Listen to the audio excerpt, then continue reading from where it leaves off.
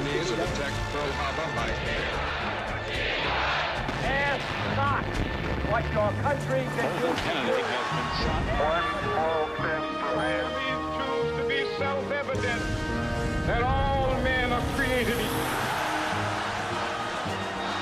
Mr. Gorbachev, tear down this wall.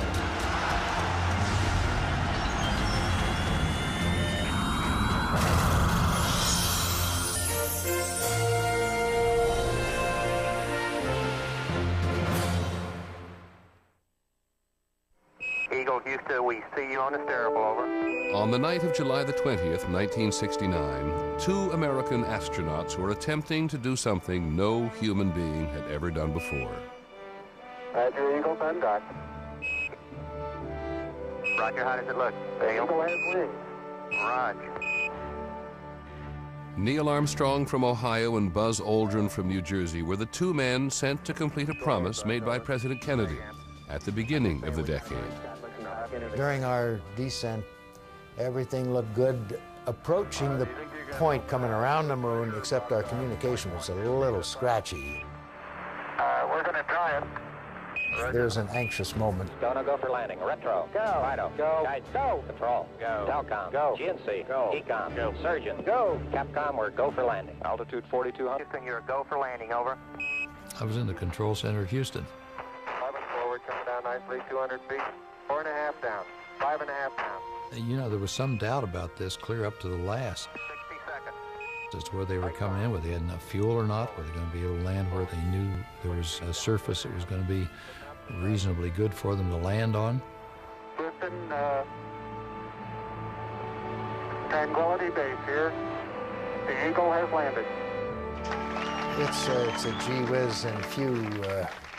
It's a yeah, we're down, and I can remember just looking this way and leaning over and patting Neil on the back and just kind of saying, well, we made it. We copy you down, Eagle. A journey of 250,000 miles. It took 300,000 American workers to make it happen. Step off the limb now. That's one small step for man, one giant leap for mankind. 600 million people were watching, 1/5 of the entire world's population. We were seeing things that no one had seen before. Stark beauty. It's so pure, and it's so perfect. Magnificent desolation. On the Sea of Tranquility, Armstrong and Aldrin left a plaque that read, "We came in peace for all mankind."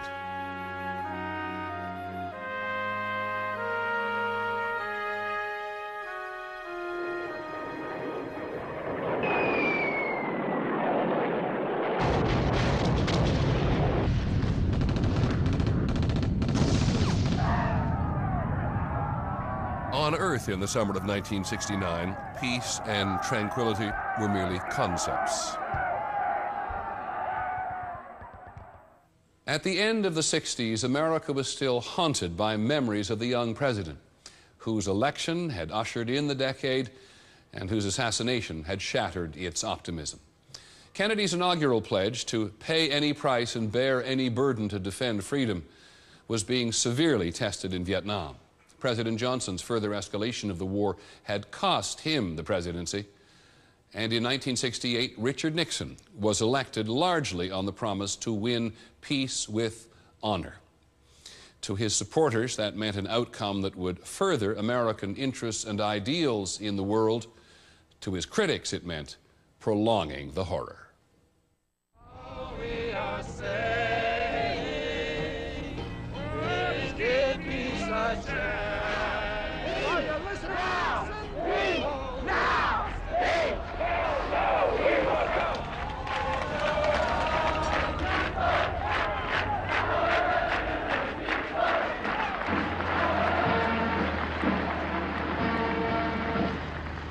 January 20th, 1969, Inauguration Day for the 37th President of the United States.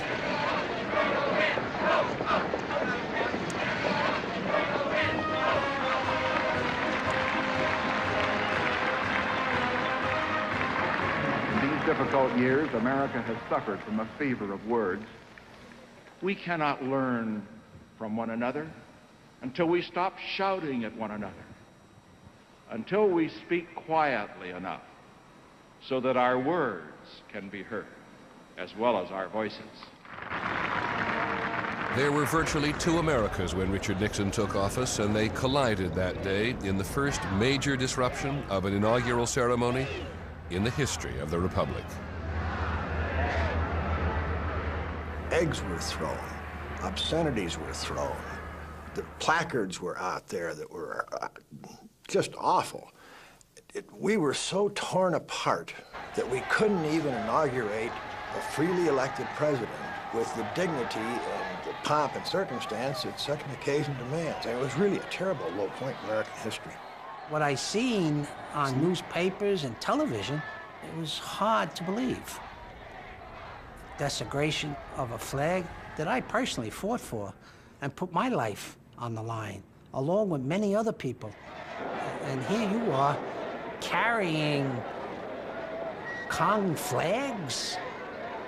This really disturbed me to really bad, boiling points. He divided the public, and he was in some ways the worst possible leader that we could have had in the time of this great divisiveness, because that was Nixonian politics, to play to the divisiveness, to divide the body politic into them and we.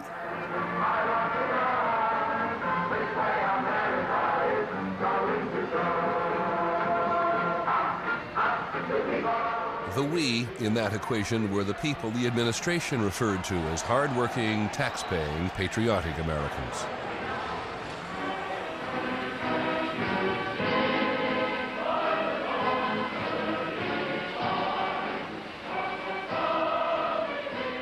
Their enemies, the them, were represented by the vociferous demonstrators who said they were patriots too, moved by conscience to oppose the war. In November of 1969, 700,000 of them came to Washington. I'm not sure, looking back, that going to a rally like this was going to make any difference, but that was a time where there was an electricity in the air. Everybody's soul was involved in it. Everybody's heart was involved in it. We felt that we had some input in the world, and we could change the world. There was a revolution going on, and we were all a part of it. I think the people were really fed up with that crowd by the time we went into office. I think that during the Nixon administration, Patrick Buchanan was a speechwriter for the president and the vice president. The silent majority was what we call middle America. It looked upon these kids as very privileged. They were going to college, and then they were behaving like that when the other kids were in Vietnam doing their duty. So it was more a sense of disgust and fed upness. Spiro is our hero! Spiro is our hero! Spiro is our hero! And while the counterculture may have worshipped its rock stars, Vice President Agnew gave middle America a hero of its own. But Agnew's role was the bayonet of the Republican Party and the tribune of the silent majority. Thank you very much. And he played that role extremely well. Thank you very much. The man who had been a joke in 1968, at the end of '69, was the third most admired man in America, behind the president and Billy Graham. A spirit of national masochism prevails, encouraged by an effete corps of impudent snobs who characterize themselves as intellectuals. Agnew's speeches delivered to enthusiastic audiences attacked everything from professors, students, and reporters to the counterculture's favorite music and movies. By the late 60s, everything was political. A popular recent movie, I won't name it here because I don't want to promote it, has as its heroes two men who are able to live a carefree life off the proceeds of illegal sales of drugs. No sympathy is wasted on the wrecked lives of the people who bought their drugs or financed our heroes' easy ride.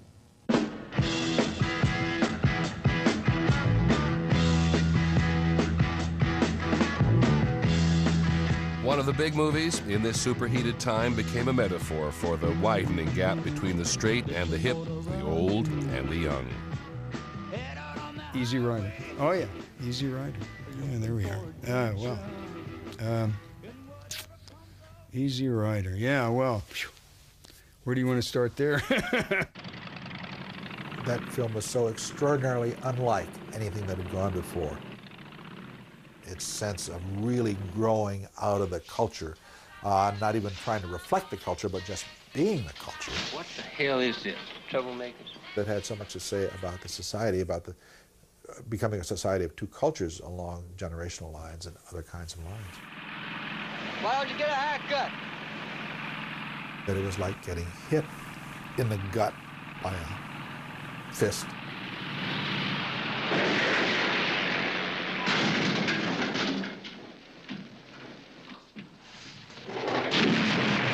My idea was basically to talk about America, talk about the problems, and at that time, I felt that the country was going to explode. It wasn't going to, it was exploding, and it was really happening. As the 60s came to a close, the violent and deadly backlash in Easy Rider was an eerie foreshadowing of real events to come. Communication with somebody south of here, push him north on his trail into us.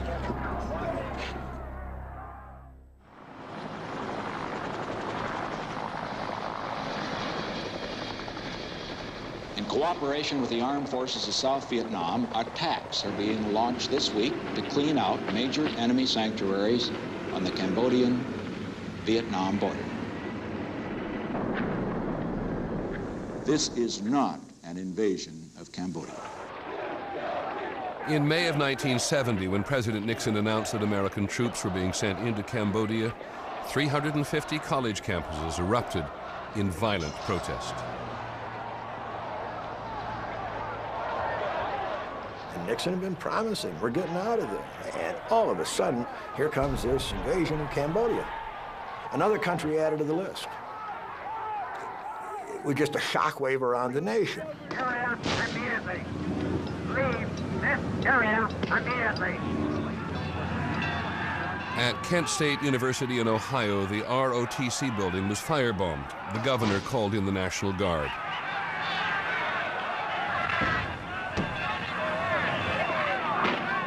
Taunts and rocks were thrown.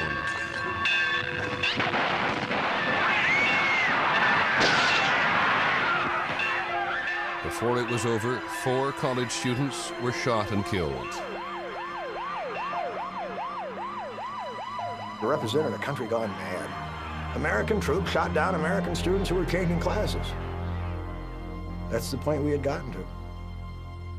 After the violence of Kent State, polls found 58% of the respondents sided with the guardsmen, only 11% with the students. By order of President White, the university campus has been closed. Please return to your dormitories and leave the campus by the shortest route. The backlash of opinion against campus demonstrators would only grow. Following Kent State, some 75 colleges were closed down for the rest of the year. The cause, they said, was student unrest.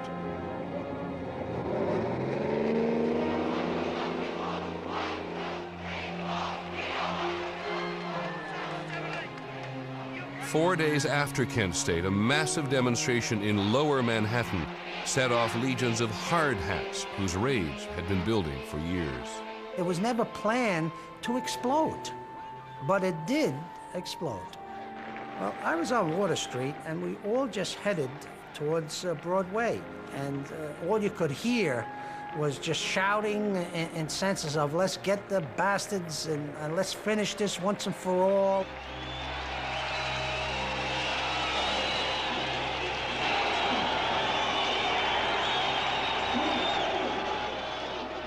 And there was some blood spilt.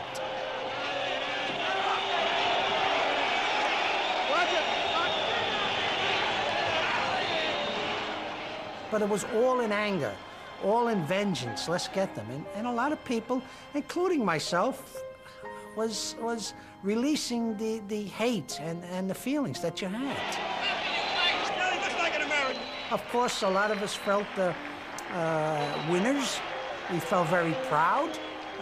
We scattered the enemy. The hard hats were heroes for a few days, praised by Wall Street workers, given free coffee by area luncheonette owners. The leaders of the construction unions were invited to the White House, where they presented President Nixon with an honorary hard hat. And the hard hat became a symbol for the so-called silent majority, those who felt their way of life was now under siege. By the early 1970s, it wasn't just anti-Vietnam protesters on the streets and on the news anymore, but a dizzying array of other forces as well. Women, Native Americans, Chicanos, Puerto Ricans, Black Panthers, Gray Panthers, the openly gay Pink Panthers. All these groups forged in this era of so-called identity politics were all militantly demanding their rights. The backlash against this politics of protest was just about ready to explode. An event in September of 1971 hastened the eruption. When 1,500 prison inmates rioted and demanded their rights, the nation's anger and frustration became focused on the Attica Correctional Facility in upstate New York. The inmates captured 50 hostages, took control of the prison's D-yard, and issued what they called 5 non-negotiable demands.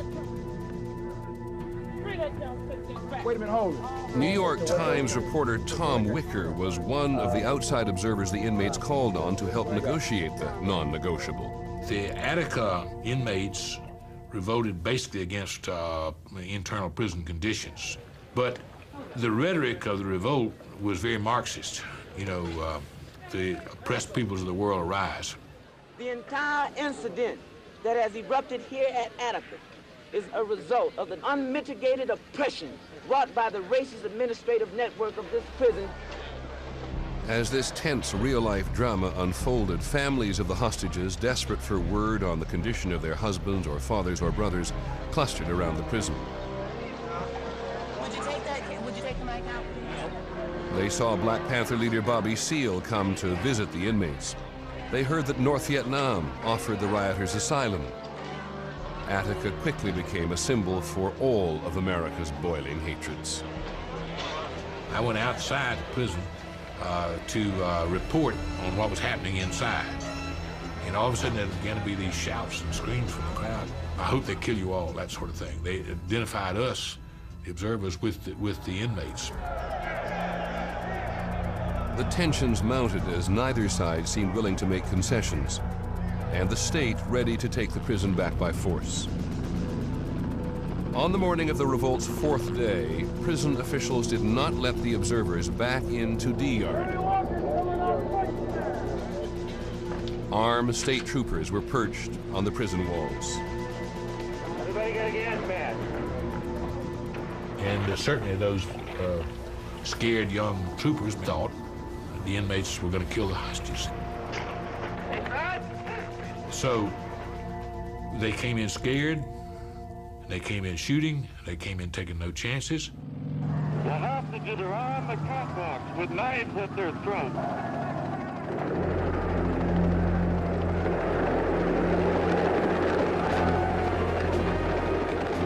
The 4-day standoff ended in 9 minutes of mayhem. Helicopters dropped CS gas on D-yard and state police marksmen opened fire, killing 29 inmates and 10 hostages.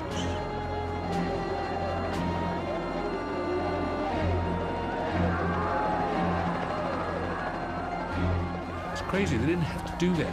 If the state had just sat there for 2 more weeks, maybe 3 at the outside, I mean, those guys would have given up.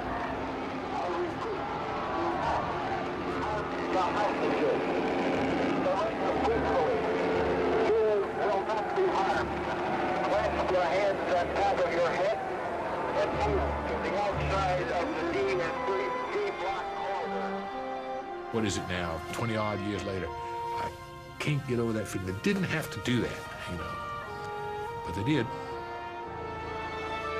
What happened at Attica was the largest and deadliest attack on Americans by other Americans since the Civil War. And in 1971, it often looked as though the country was in the middle of another civil war.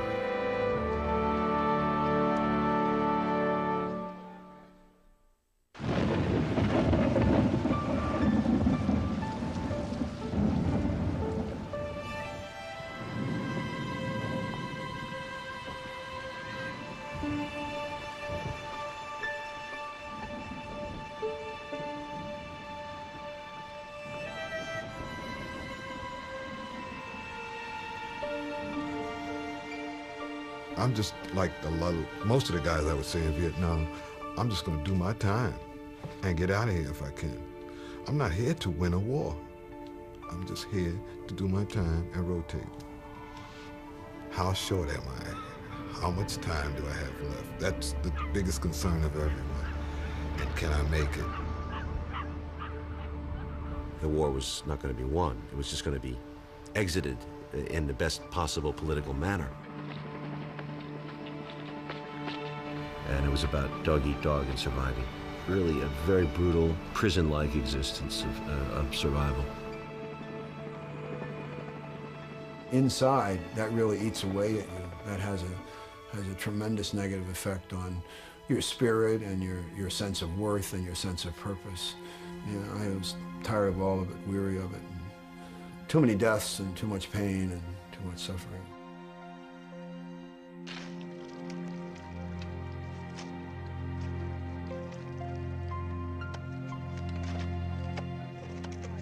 By 1970, American troops left in Vietnam felt the country was abandoning the war and them.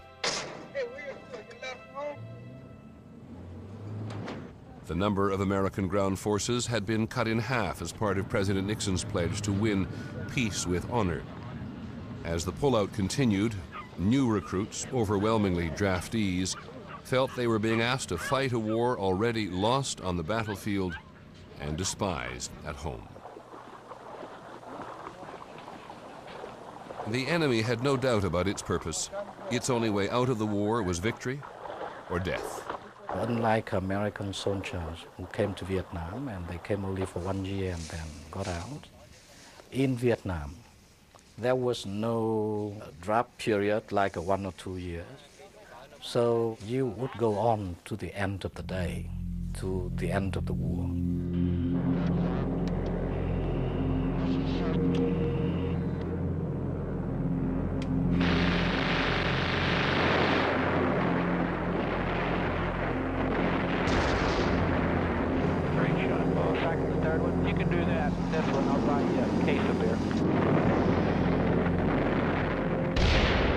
They were tough, and they proved it.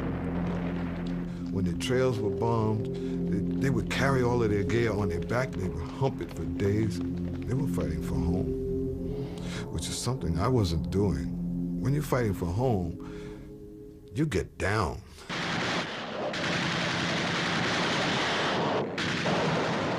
As American ground forces were being cut back, air attacks were being stepped up in an effort to pound concessions out of the enemy. We had to rely on caves and tunnels and underground bunkers to defend us because the B-52 is a terrible high-tech. If you see half of the long bomb like this, then we know for sure that it would go to another place. But when you look up and you see a round bomb like this, it means that it's right on you.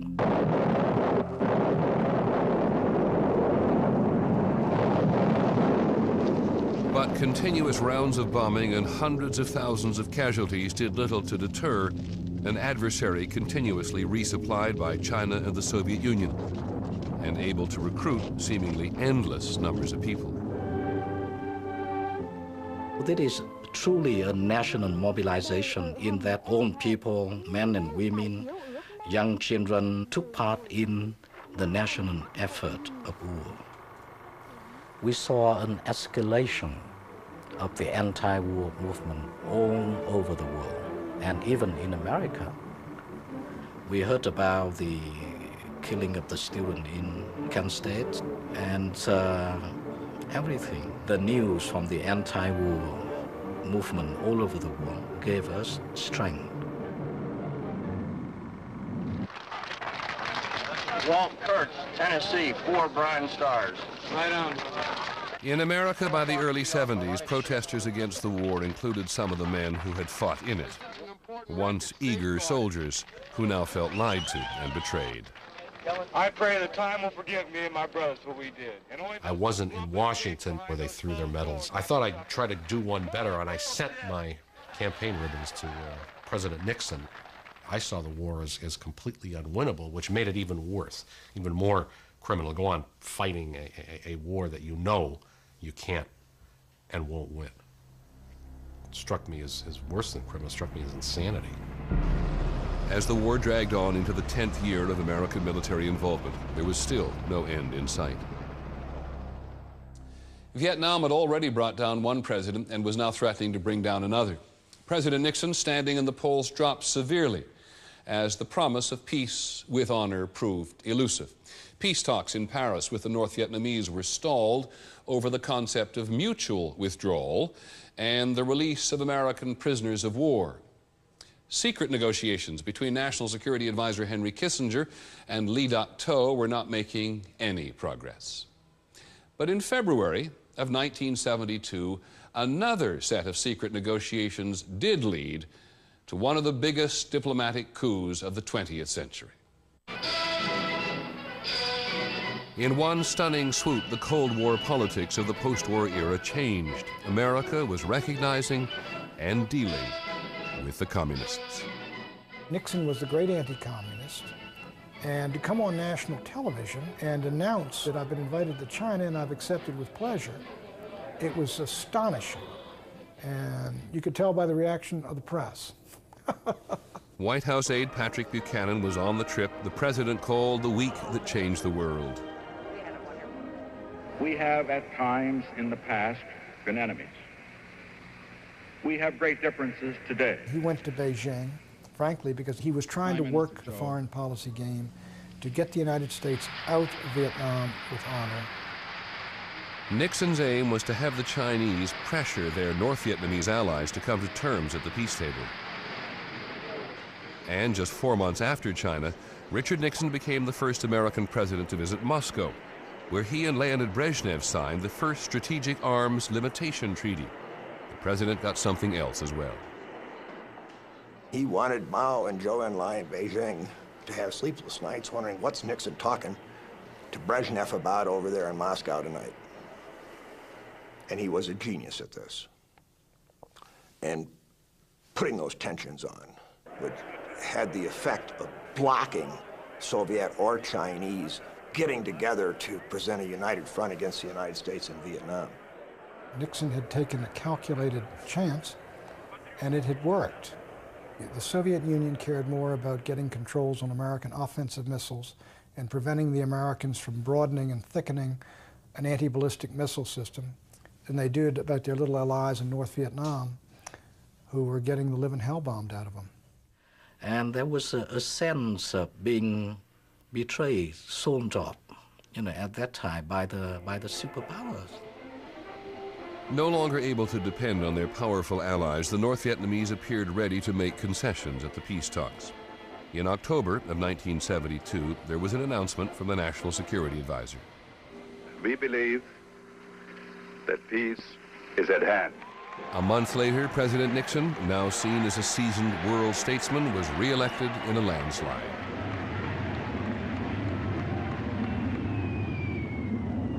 But by December, peace was still not at hand. The North Vietnamese had left the negotiations, and President Nixon ordered the bombing of Hanoi and the port of Haiphong to force them back. For 11 days, American B-52s pounded Hanoi with 40,000 tons of bombs.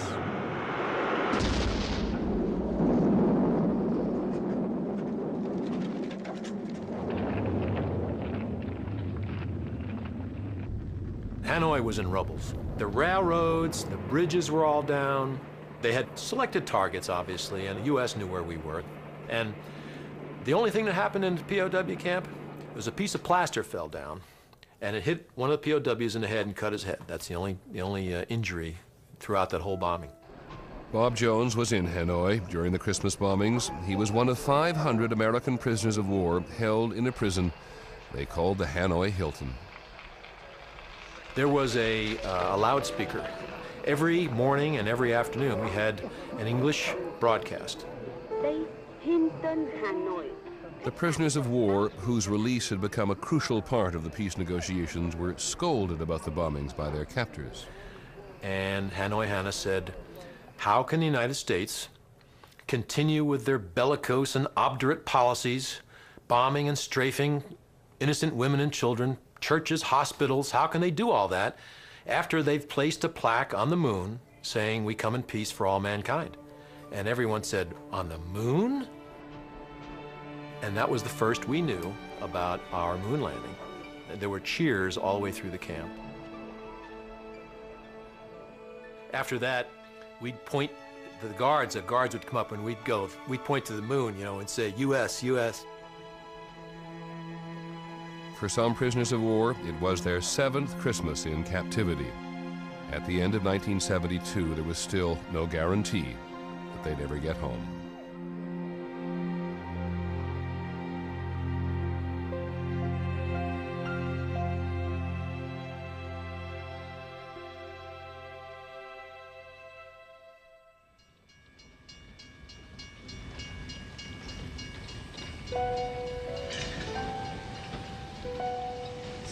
The end of America's longest war was met with no celebration in Times Square. No honking of horns on Main Street, USA. The day the peace agreement in Vietnam was signed went by like any other. People were prospering, the economy was booming, and most of the people didn't give a damn about Vietnam, whatever they say now. They really didn't. It was very despairing. They were very rough years coming back from that war for most vets. I didn't feel like I fit or something. I wasn't the same person, that's for sure. I didn't feel like a civilian. It's hard to explain. I was very uncomfortable coming home, very uncomfortable. I'm on a civilian plane. I'm flying from Los Angeles to Newark nonstop. And a gentleman sat down. He was in a three-piece suit. And he had a briefcase, and he kind of flipped down his tray, and he was going through his briefcase. And we made small talk before we took off. You know, Marine, I see that. And where are you coming from? I told him Vietnam. And as soon as the sign came on that you were free to move around the cabin, he pushed the button for the stewardess. She came, and he looked up at her, and she said, "Can I help you?" And he said, "Yes, I need another seat on this airplane as far away from this gentleman as I can get." Returning vets often felt they represented a war that Americans wanted to forget. But if there was one moment that felt like a victory, it was the return of the American POWs. So we thought, well, you know, maybe you get your name in the paper, but nothing like that it was. People everywhere we went that didn't know us, we didn't know them, outpourings of emotion and feelings, tears. It was just overwhelming, it really was.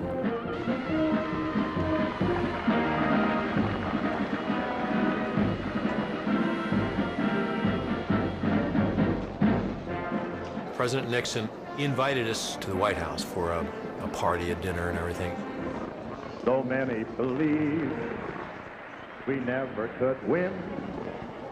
Our choices were grim, but you had faith in him. There was a lot of celebrities, and I remember John Wayne was there, so we were walking around talking with the Duke, you know. It was pretty cool. You're the best we have, and I'll ride off into the sunset with you anytime.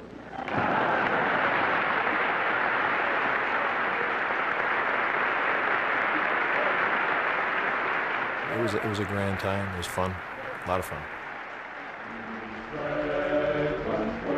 Faith and loyalty to our cause, America, and the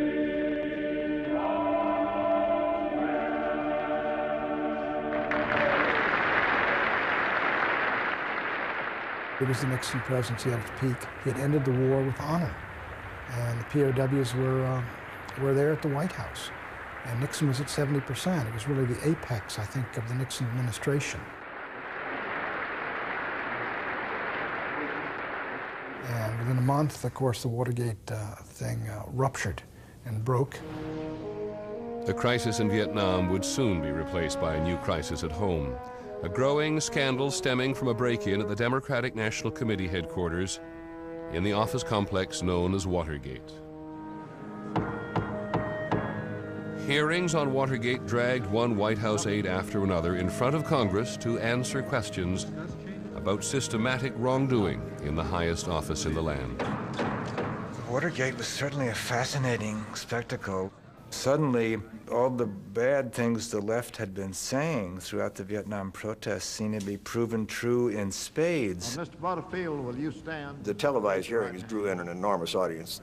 You swear the evidence that you shall give. This was the first time the American people had ever heard that a president of the United States did things like that. But I guarantee you, he knew what the predecessors had done. It didn't all start with Watergate. There was ample precedent for everything that Nixon did. Nixon got caught. There was one outrageous charge after another: break-ins, spying on anti-war activists, punishing political enemies. In all of the millions of words of testimony, there is not the slightest suggestion that I had any knowledge of the planning for the Watergate break-in.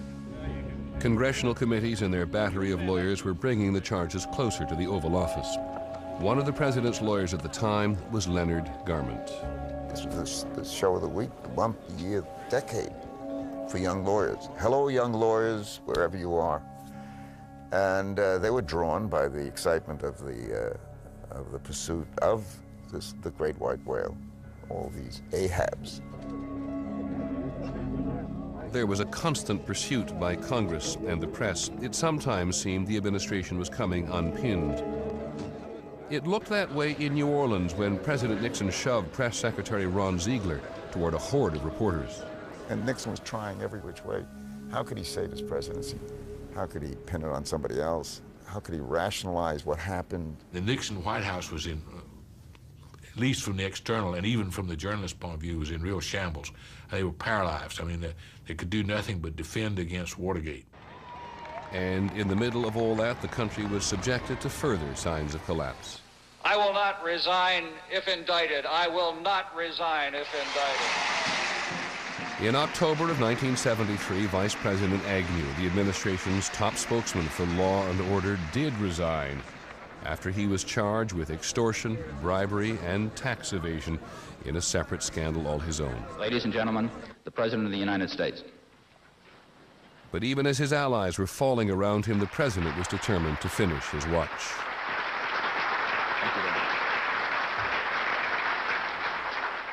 I welcome this kind of examination because people have got to know whether or not their president is a crook.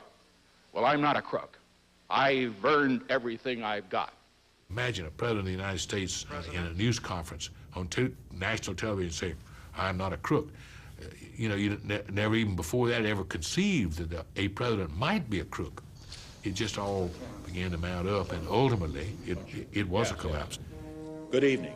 This is the 37th time I have spoken to you from this office, where so many decisions... Finally, it was all too overwhelming, even for the toughest of battle-scarred politicians. Each time. I shall resign the presidency effective at noon tomorrow. You could never take the presidency quite as seriously again. It maybe was purgative. It kind of ended that particular unhappy decade to have Nixon resign and the rather blank but benign figure of Jerry Ford take over.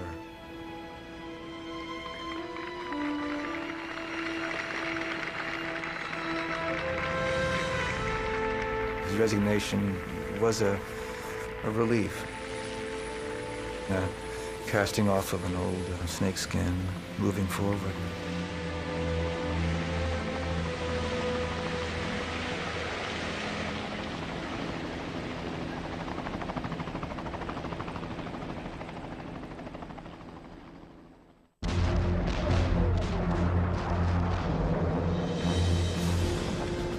In April of 1975, 2 years after American combat troops had left Vietnam, North Vietnamese forces reached the outskirts of Saigon, the South Vietnamese capital. An ally the United States had supported with men and material for nearly 2 decades was about to fall to the communists. It's almost like we were never there now. And that's the tragedy of it, I think. On April the 29th, there were still more than 1,000 American personnel in the city. They and 6,000 desperate South Vietnamese were helicoptered out as the last remnants of American power fled Saigon. Veteran Phil Caputo had returned to Vietnam as a reporter. And the North Vietnamese were shelling Tan Son Nhut Air Base.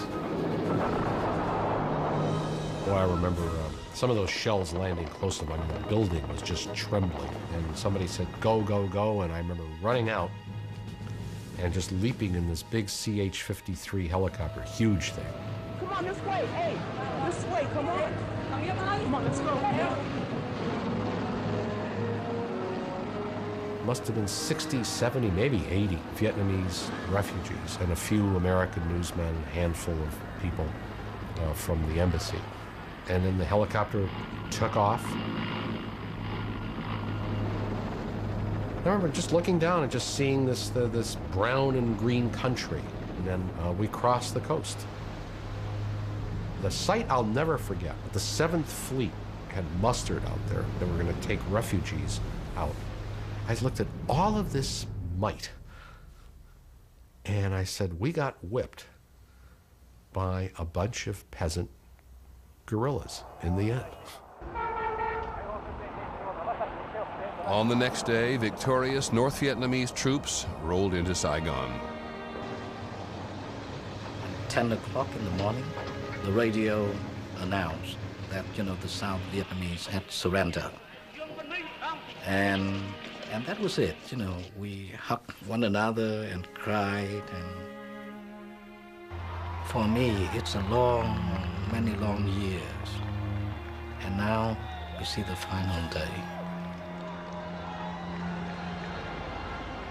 I felt in a whole range of emotions. I mean, I felt sad, I felt regretful, I felt relieved that it was over. But maybe the one emotion I didn't feel was any sense of happiness or joy. I felt a sense of loss. Like, it stays with you forever. Vietnam will be there until the day I join the friends of mine who died before me. I think. It won't ever go away.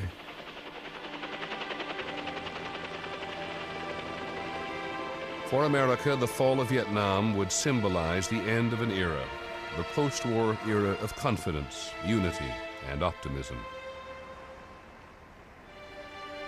America had found that there were some burdens too great to bear, and some prices too steep to pay.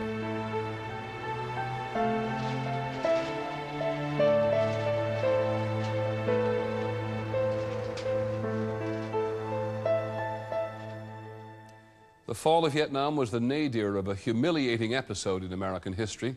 The desire to begin again, to recover some sense of national purpose, would drive American life through the remaining years of the 1970s. That's on the next episode of The Century, America's Time. And we hope you'll join us. I'm Peter Jennings.